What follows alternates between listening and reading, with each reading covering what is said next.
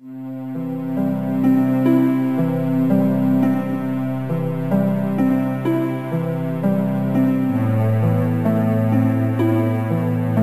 my name is Lynn, and I have been painting in this part of my life for the last 18 months. I retired from active ministry as a pastoral counselor at the end of February a year ago and began painting immediately.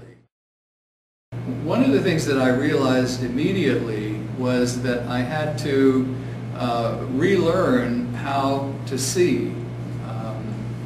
I, like most of us in this society, was used to going pretty fast, lots of things on my mind, and I wasn't looking as carefully, as closely, with as much appreciation as I've been learning to do.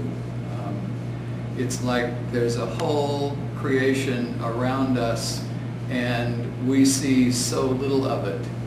We have to learn to stop and really look.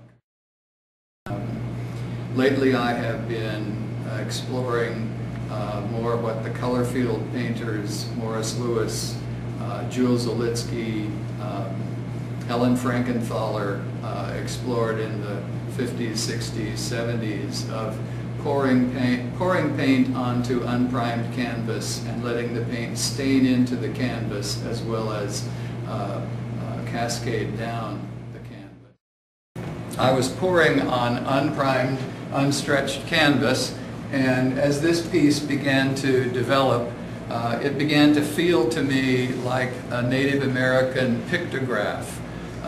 Native Americans often made pictures that were stories about their history, or they made maps on hides.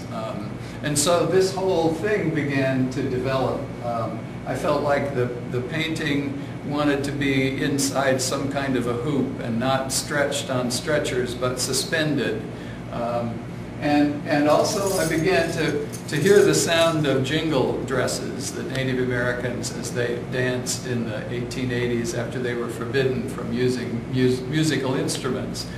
They very creatively invented what's called jingle dresses, and so you can still see Native American dances done by women wearing dresses that are covered with these jingles. And so I call this piece Tribute, and I'm very excited about it.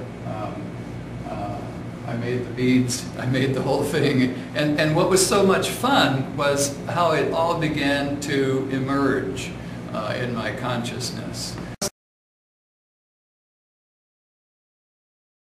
So I want to explore with you this sculpture, which is one of the first sculptures from scrap that I did. Last winter I was in a class, and before I went to the very first class I learned some very disturbing news about the Presbyterian Church and the vote that was taking place in order to change our form of government so that persons who are gay, lesbian, bisexual, transgendered might continue to be involved and to actually be ordained, open and affirmed in that way.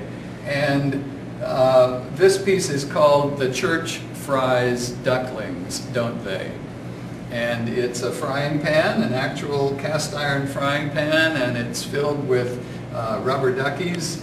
Some of them have Christian symbols on them. One of them is wearing a rainbow ribbon.